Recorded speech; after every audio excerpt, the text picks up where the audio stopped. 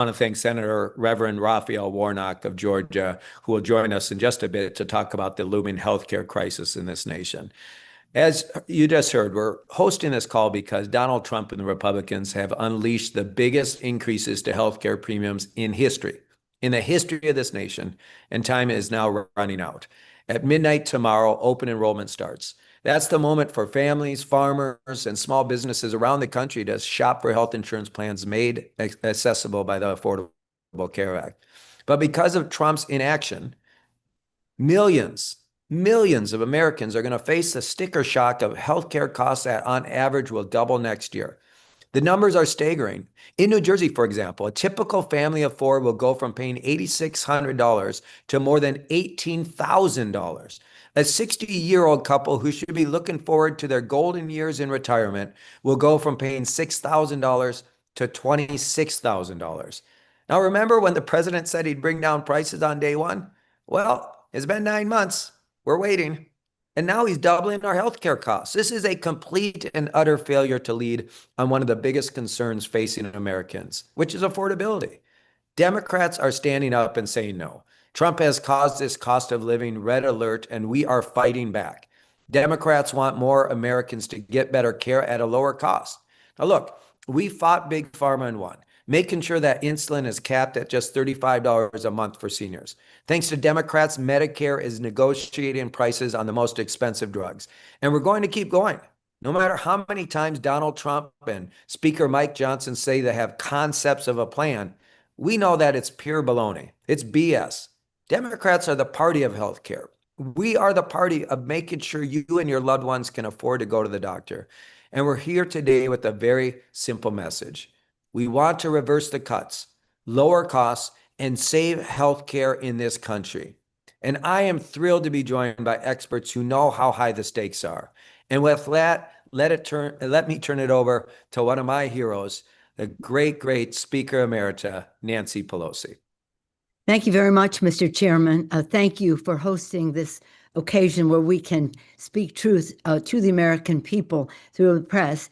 It's interesting to hear what you had to say about how Republicans campaign that they're going to bring down costs, and instead they have one of the biggest increases in cost to America's working families in terms of health care. It's not only the biggest increase, it's also the biggest lie that they told, with the biggest impact on America's working families. I'm honored to be here with you, and with Laura has been a champion in terms of her advocacy for healthcare. Thank you, Kendall, for your bringing us on. And again, an honor to be with the Senator Reverend Warnock. I've heard him speak at Ebenezer Baptist Church, and as you know, that was Dr. King's church. And so with all of our initiatives that we've put forth to save the Affordable Care Act, we always begin with Dr. King. Of all the forms of inequality, injustice in healthcare is the most shocking and the most inhuman because it often results in physical death. Reverend Dr. Martin Luther King. So we're very about the kitchen table accounting for America's families. This is about their health care. It's also about their financial health. So thank you for this. Now, what is happening now? They'll start to shop but some of them are already getting letters. I know in California, people are in other places in the country are getting letters as to how much this will cost. The Kaiser Family Foundation, they have said it'll be at least 114% increase in most families, at least. 80%, nearly 80% of the American people support the subsidies being renewed. And that's many Republicans, as well as Democrats and independents. So the numbers are with us on this. In addition to the injustice in terms of making it totally unaffordable to people, there's also what they're doing on food. I believe that food is medicine. And at this same time, they are refusing to spend money that is there for this purpose. That would take us well into several weeks in time for us, hopefully, for Congress to open up so that we can negotiate how we go forward. So in every way, again, look what they've done. 20 million, at least, people off of Medicaid, $500 billion out of Medicare, and then this assault on the Affordable Care Act. when we passed this legislation, we viewed it as the third pillar: Social Security, Medicare, Medicaid, and the Affordable Care Act for health and financial health for the American people. Ever since we passed it, the Republicans have tried to get rid of it. 70 times in the in the Congress, they had legislation to get rid of it. In 2018, the president, Trump, then the president, said, Obamacare sucks. Obamacare sucks. This was the dignity of the White House. Obamacare sucks. No, it doesn't suck. There are other things that suck around here, but Affordable Care is not one of them. It doesn't suck. It cures. And we had 10,000 events around the country where people told their stories. They told their stories. My wife had breast cancer. Someone else, our child came home, was born with a heart condition. My father had a stroke. My brother is disabled. Telling their stories. It wasn't about politics, and it wasn't about provisions of the bill. It was about their personal stories. With that, we won 40 seats, 31 of them in Trump districts. I mention that, Mr. Chairman, because thank you for your participation in all the outside mobilization. We could not have passed the bill without the outside mobilization to begin with, and we saved it with outside mobilization. And once again, we will. And that's why it's important for us to have sessions like this where the American people can know what is at stake in it and what is at risk for them, both stake and risk, and how we can prevent it from happening. I particularly want to make a point about women in all of this, because women are largely the caregivers, and issues that relate to children, family members who are sick, and the rest, and women paying some of the bills at home and knowing the financial stakes here. Women have a lot to lose if this goes forward in terms of how they manage for themselves and for their families, and issues that relate to childbirth and the rest. So again, women know this, understand this. We just have to make sure they understand what the Republicans are trying to do with this. So this is a great moment for us, a great moment to once again live up to the promise of Martin Luther King when he talked about how dangerous this was for people. It is, again, the public wants this. They're aware of it. Now, just a couple things. Taking this money from the subsidies and the rest, to give it for a tax break for the wealthiest people in America. Sinful. Sending $40 billion to Argentina to benefit their high-level investors instead of feeding America's children and seniors, et cetera. And again, that $40 billion would cover quite a lot of the Affordable Care Act subsidies. So this is, again, as I said at the start, it's a values debate, the values of Martin Luther King, the values of family life in our country, and also the statement of values that our budget must be. It must be a statement of our values. Instead, this is a cash and carry thing for the president and his friends.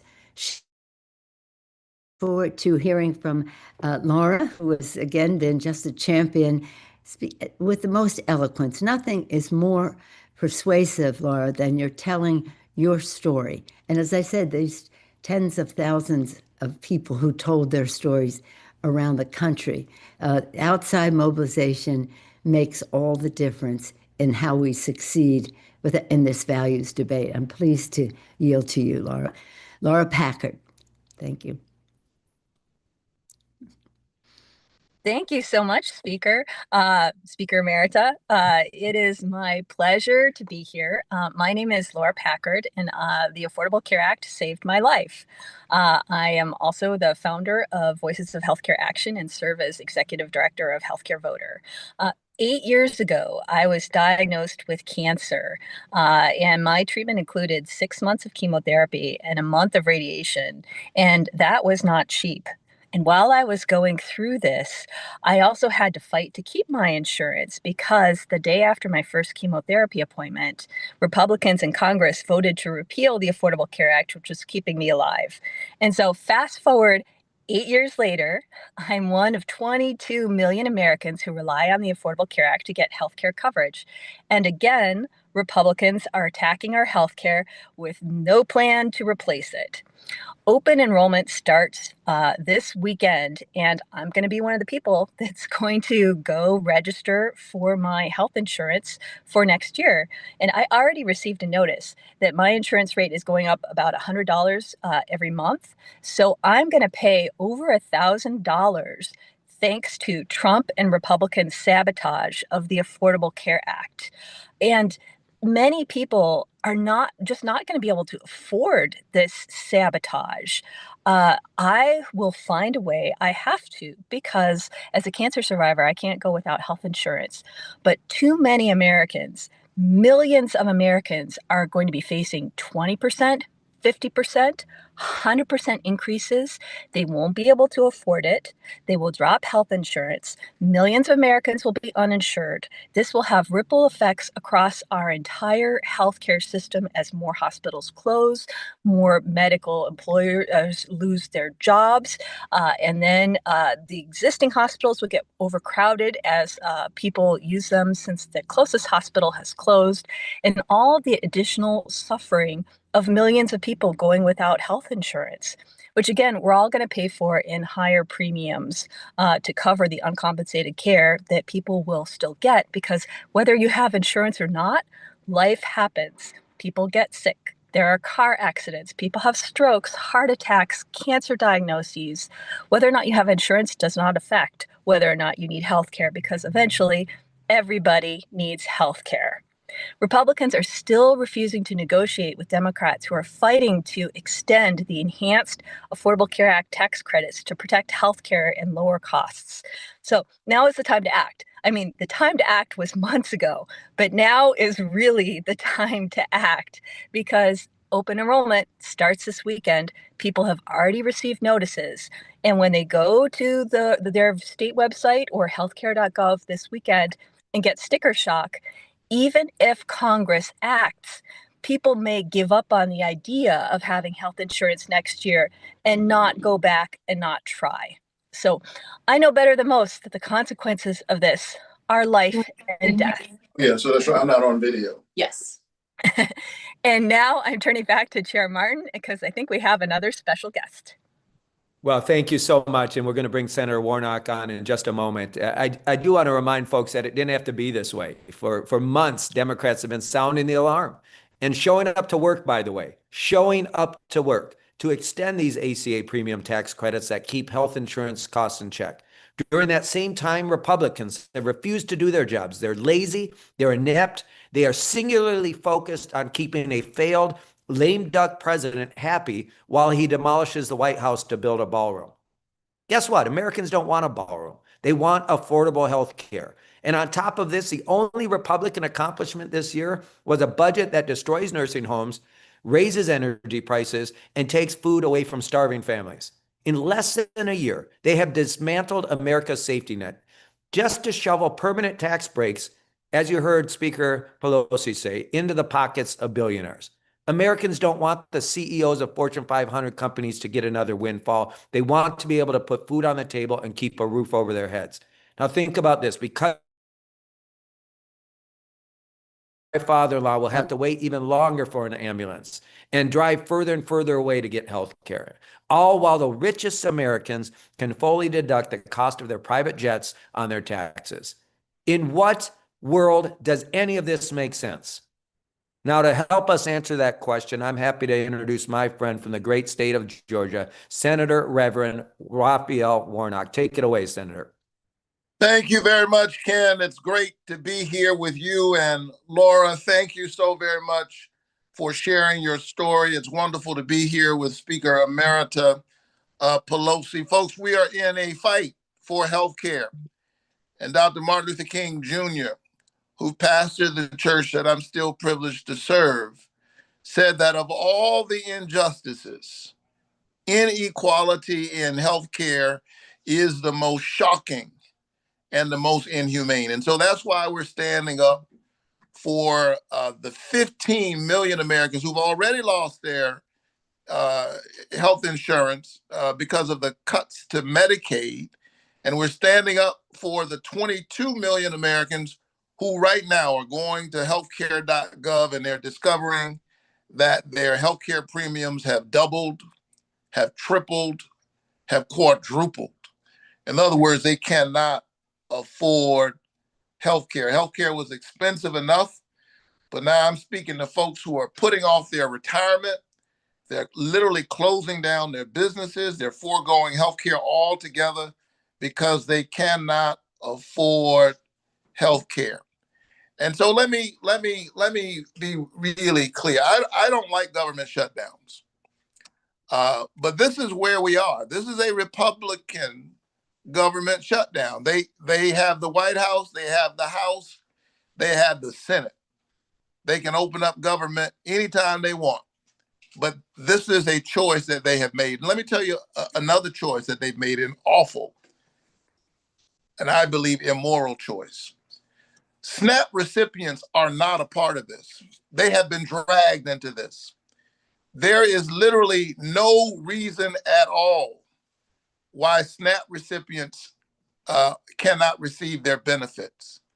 But craven politicians have decided to pit hungry people against sick people.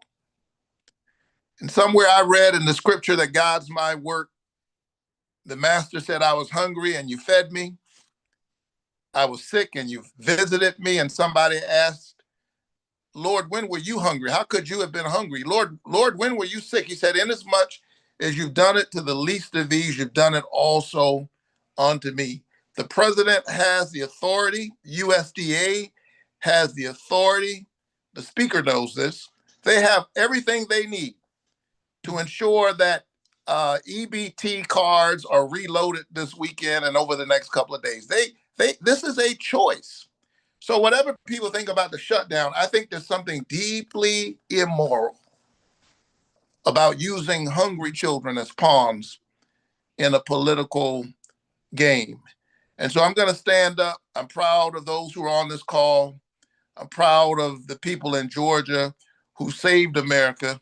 I won't let you forget it, a few years ago when they sent John Ossoff and myself to the Senate.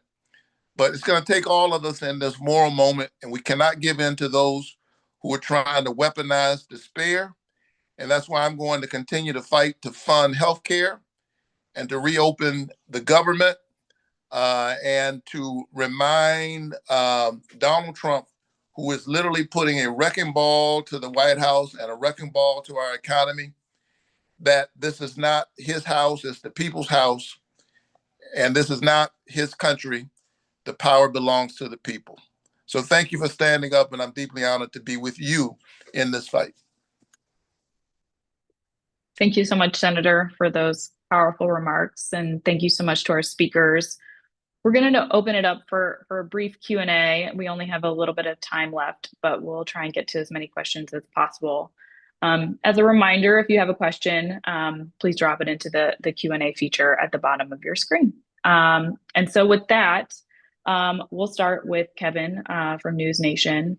To, I think, Chairman Martin and Speaker Emerita Pelosi and Senator Warnock, do you think that the Obamacare premium prices and the shutdown will have an impact on Tuesday's elections?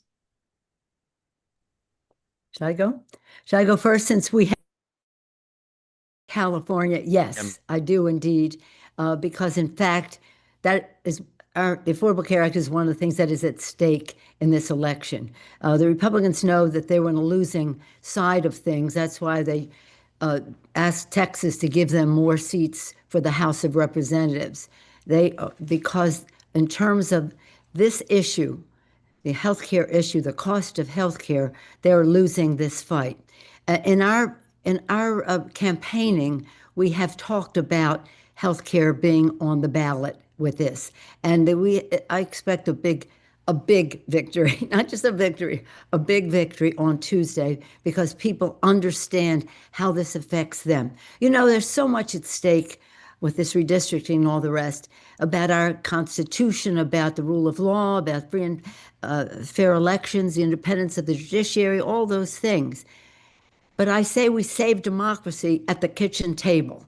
And at the kitchen table, one of the biggest expenses is healthcare. And for the Republicans to be so oblivious to what the healthcare costs mean to America's family's budget, and say instead we want to give a tax break to the rich instead of being fair to American people.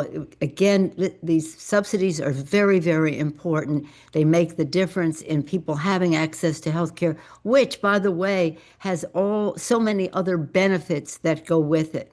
So yes, this is an important part of our campaign in California. What does this election mean to America's working families? It means access to health care. And I'll just add to that, thank you, Speaker, that in New Jersey and Virginia, of course, you have Abigail Spanberger in Virginia and Mikey Sherrill in New Jersey, who have been focused exclusively on affordability, right? Donald Trump and the Republicans promised that they were going to bring down the cost for people's lives, make it easier for them to actually, live their lives and achieve their dream of climbing the economic ladder and building a better life for them and their families. He hasn't delivered on any of that, clearly. In fact, he's made it a lot worse through his destructive economic policies, which are hurting so many Americans right now. They can barely put groceries on the table. The cost of housing is sky high. Inflation has not come down. It's increased under this president. So at a time when their lives are already difficult to afford, they're making it worse by not extending these ACA tax credits. And as a result, almost every American is going to see an increase in their healthcare premiums. And not to mention the craven depravity of it all, which is kicking people off of health insurance. It's the first time in our nation's history, that we're taking healthcare away from people. First time. And that's happening because of Donald Trump. And as you heard Senator Warnock say, as it relates to SNAP, they have $5 billion that they could use right now in this moment to make sure that starving kids do not go without food. Yet they refuse to do that. Make no mistake, it will have an impact on this upcoming election because Mikey and Abigail have been focused relentlessly on making sure people can afford their lives. Great. Thank you so much. Next, we're going to go to John from the Hill. I think probably directed at Senator Warnock and Speaker Emerita. How can you make a deal with Trump and the Republicans on healthcare, knowing that it could be voided at any moment? Do you want to begin, Senator? Look, I always defer to the Speaker, the real. but look. Here is the issue that we've been dealing with. They've been saying to us, reopen the government. And, Pat, in other words, and we voted to reopen the government, but they've said, vote for our CR. And don't worry about it. We care about healthcare and we'll fix it. The problem is we have voted to extend these ACA credits 3 times in the past year. And each time they blocked it. So it's kind of hard when the very people who have raised the premiums of 22 million people, doubled them, tripled them, quadrupled them, and kicked 15 million people off of healthcare, it's kind of hard when they say, trust us, we'll fix it. And so what they need to do is come back to the table or come to the table because they've never shown up. And for God's sake, the people in the House need to come back to work. I mean, how ironic is it that these are the folks who added onerous work reporting requirements, support work. People who can go to work ought to go to work. It has dignity and purpose. That's not what this is about. They added bureaucracy so they could kick more people off of Medicaid. So they came up with these onerous work reporting requirements, which people have to certify every time they turn around just to keep their health care. Meanwhile, Speaker Johnson refuses to bring the House back to work. If they subjected themselves to the same work requirements that they're subjecting Medicaid recipients to, they wouldn't have any health care. And so I want you to think about this. These are the folks who won't return to work because they are afraid of the Epstein files. And so they'd rather protect pedophiles than protect your health care. They'd rather protect pedophiles than protect children who are in need of SNAP. Again, I think it's deeply immoral, and we're ready to talk whenever they're ready to come back to the table. I would associate myself with all of the senator's remarks, but picking up where he left off, you understand that this is an Epstein shutdown. The speaker is not bringing us back in so that he doesn't have to swear in our colleague, newly elected colleague, because she would be the 218th vote to release the Epstein files, which the American people want to see happen. Again, he has sworn in Republicans during when we're not in session, but he won't swear in a Democrat at that same time. So anyway, back to the point of why he won't open it up. Yeah, the question is well founded, because who do you trust in all of this? The president has not been spending money that is there for this purpose. And right now, as we speak in Massachusetts, the attorneys general Democratic attorneys general across the country and a few governors have joined in to sue, so that that money, as Senator Warnock said, is there, that can be spent on food. I think food is medicine. I think housing is a health benefit. But I don't think giving tax breaks to the wealthiest people in America makes our country a healthier place. So the point is, to your question, how we expect this to happen. Every shutdown has been a Republican shutdown. They don't believe in governance. So they're happy with the government shutdown, because then they, as Senator said, they shouldn't even get paid for not showing up to do the job in Washington, D.C. But the point is that how we will succeed is how we have succeeded in the past, how we passed the bill and how we saved the law. It was because of outside mobilization. If people who are seeing this high cost being foisted upon them because of a decision of the Republicans, call their Republican member of Congress and say, I know what you're doing to me, to my family. And we had 10,000 events in 2018 when they were trying to get rid of Obamacare. And now we have to have that same outside mobilization. Open up government. Let's get going with a compromise, not even a compromise, you accepting what has already been the law of the land, to have fairness for America's working families. People are almost afraid. They're shopping for this. They're seeing the higher cost, and the Republicans don't even care. It's heartbreaking, and it's not right. So again, the outside mobilization, I think, will enforce government to open, and for us to now how we can trust them is another thing. These members are not going to have to stop being so afraid of their puppeteer in the White House and pay attention more to their constituents than to their puppeteer. Yield back. Thanks so much. I think we'll go to our last question from Nate from the Hill. I know Senator Warnock may have to jump, but I think we'll wrap up shortly. I think Speaker Pelosi, if you would handle this one. How do you counsel some Democrats who are growing concerned about the immediate loss of food stamp benefits and are looking for an off-ramp, even amid the fight over healthcare costs? Is the inference to be drawn from that question that the off-ramp is going to feed the American people? I'm not catching the drift of the question. The money is there. The law is passed. The president has been signed by a president of the United States. This fund is there. It's like a rainy day fund, so that in case anything like this happens, that money is there to feed the people. Now, it also is there if government, that this money would be used as well. So this is a value, as Senator Warnock, the Reverend Senator Warnock said, the Gospel of Matthew, when I was hungry, you fed me. But not these people. I don't know. They go to church on Sunday and maybe they pray there, but they prey on people the rest of the week when they won't even feed the children or seniors who need Meals on Wheels, or our veterans. Our veterans count on these food stamps. So many of our veterans count on these food stamps. So again, I don't know that there's an off-ramp to feeding the hungry. I think we just have to win in court today. I hope that will happen. But that the public opinion on this, again, Lincoln said, public sentiment is everything. With it, you can accomplish almost anything. Without it, practically nothing. But for public sentiment to prevail, people have to know. And we want to make sure that they know that this money is there to feed the hungry, to feed families who need help, some of it temporarily, some of it are longer term, but all of it right there as a value that Congress supported, a president signed. Let's get on with it.